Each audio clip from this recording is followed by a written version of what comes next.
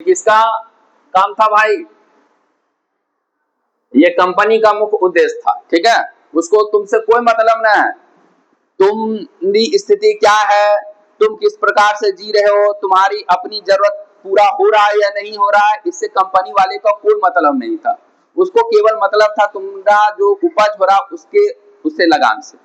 तुम्हारा भूमि बंजर पड़ रहा है या तुमको सिंचाई की व्यवस्था नहीं हो पा रहा, इससे मैंने अंग्रेज को कोई मतलब नहीं था। उसको केवल इससे मतलब था, किससे, कि हमें अधिक से अधिक लगान वसूलना। इस स्थिति में हमारा क्या स्थिति दयनीय होती चली गई।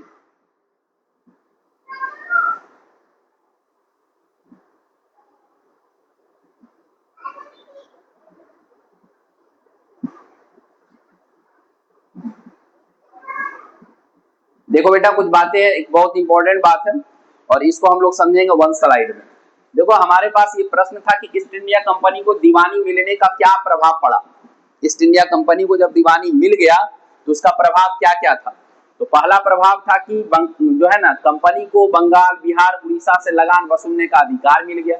जैसे ही ईस्ट इंडिया कंपनी को दीवानी मिला, वैसे ही पहला काम उसने क्या कर लिया कि बंगाल, बिहार और उड़ीसा से लगान वसूलना अपना अधिकार समझ लिया। बिल्कुल सही बात है, जब दीवानी मिल ही गया तो लगान क्यों नहीं वसूलेगा।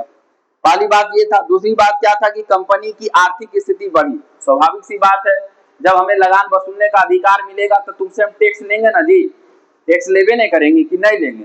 जब टैक्स तुमसे ज्यादा वसूलेंगे तो हमारे पास पैसा क्या होगा, ज्यादा होगा। तो इसीलिए कहता है कि कंपनी की आर्थिक स्थिति, अब हमारी आर्थिक, सपोज करो कि अभी आपको जितना फी में हम पढ़ाते हैं वो फी को हम दुगना कर दे, तो हमारी स्थिति क्या होगा, हमारी स्थिति क्या होगा, हमारी स्थिति क्या होगा, मजबूत होगा। हमारे पास काफी पैसे आ जाएंगे, है ना। तो इसीलिए लगान जब उसको दीवानी मिल गया तो उस स्थिति में कंपनी को आर्थिक स्थिति बढ़ी, किसानों पर कर का बोझ बढ़ गया। देखो, एक और जहां पर आर्थिक स्थिति कंपनी का बढ़ा तो वहीं दूसरी ओर किसानों की आर्थिक स्थिति क्या हो गया, मतलब आर्थिक स्थिति उसका खराब होने लगा। और ये कर जो बढ़ाया ना, वही किसान पर जाके क्या बन गया, बोझ बन बैठा। जैसे अभी मान लिया आपको जितना फीस में पढ़ा रहे उससे 3 गुना ज्यादा फीस में पढ़ाएंगे तो आपकी स्थिति क्या होगा, आप पर ये बोझ बनेगा। आप पर क्या बनेगा, ये बोझ बनेगा ना। हमको क्या होगा, फायदा होगा। हमको क्या होगा बेटा, फायदा होगा। जवाब दो, ठीक है। उसके बाद है किसानों पर कर का बोझ बढ़ गया, अंग्रेजों का शासन जो है ना मजबूत होता चला गया। तो इस तरह से जब ईस्ट इंडिया कंपनी को दीवानी मिली तो ये चार बातें जो है ना बहुत परफेक्ट बातें हैं और ये चारों के चारों स्थिति उत्पन्न हो गया।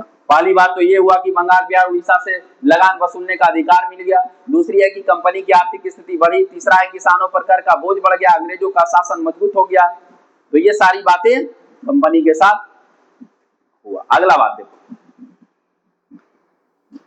यहाँ पर एक प्रश्न है कि अस्थाई बंदोबस्त क्या था बेटा। तो देखो, अस्थाई बंदोबस्त क्या था, जरा सा समझेंगे बात को कि अस्थाई बंदोबस्त क्या था, है ना। तो पूरी बातें हैं कि कहता है कि 1793 में लॉर्ड कॉर्नवालिस जो थे ना, उसने क्या किया कि यह व्यवस्था द्वारा लागू किया गया। मतलब यह व्यवस्था लागू करने का श्रेय किसे जाता है, लॉर्ड कॉर्नवालिस को, ठीक है। कौन व्यवस्था, अस्थाई बंदोबस्त। इसमें जमींदारों को निश्चित लगान सरकार को देना होता था। मतलब कि आपके जमीन में उपज क्या हो रहा नहीं हो रहा उससे अंग्रेजों को कोई मतलब नहीं था। उसमें आपको लगान निश्चित रूप से बांध दिया गया कि आपकी स्थिति कैसा भी हो उससे हमको कोई मतलब नहीं। हमें फिक्स कर देना है कि आपको इतना लगान देना है तो देना। तो ये व्यवस्था में यही था। अस्थाई बंदोबस्त का श्रेय किसे जाता है, तो लॉर्ड कॉर्नवालिस को जाता है। लागू कब हुआ, तो 1793 में हुआ। इसमें क्या हुआ कि जमींदारों को निश्चित लगान देना जो है ना अनिवार्य कर दिया। साथ ही किसानों से लगान वसूलते थे और समय पर लगान नहीं देने पर उनकी जमीन को क्या कर दिया था, नीलामी कर दिया था।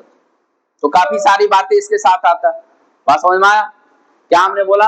अस्थाई बंदोबस्त के संदर्भ में आपको क्या बताना है बेटा कि अस्थाई बंदोबस्त 1793 में लागू हुआ। किसी के शासनकाल में, तो लॉर्ड कॉर्नवालिस में। इसमें क्या होता था कि जमीन पर जो उसका लगान निश्चित कर दिया और यदि आप समय पर लगान नहीं दे पाते तो आपको जमीन से क्या कर देता था, बेदखल कर देता था या आपकी जमीन को नीलाम कर दिया जाता था, है कि नहीं। तो ये दिक्कतें थोड़ी बढ़ गई थी। अब मान लिया जाए अगर निश्चित कर रहे किसी साल सपोज करो कि सूखा पड़ जाए, तब क्या करेंगे हम। अगर किसी साल सूखा पड़ जाए तब तो किसानों की हालत दयनीय हो जाएंगी ना बेटा। तो उस स्थिति में क्या होता था, उसका जमीन छीन लिया जाता था। कभी कभार बाढ़ ही आ गया, तो कई कारण हो सकते हैं। आज भी कृषि क्षेत्र में हम लोग देखते हैं, जब किसान भाई लोग अपना उपज बढ़ाने के चक्कर जब उत्पादन करते हैं तो उस स्थिति में कभी कभी ऐसे होते हैं कि किसी मौसम में जो है काफी बारिश हो जाते हैं, उस स्थिति में उसका जो है स्थिति बेचारा का दयनीय हो जाते होते है कि नहीं। मान लिया जाए अभी अभी अभी फसल लगाया जा रहा है किसान भाई के द्वारा, कौन सा फसल बोया जा रहा है, जो है धान का फसल बोया जा रहा है। अभी धान का फसल में मान लिया जाए पानी की आवश्यकता होती है ना जी।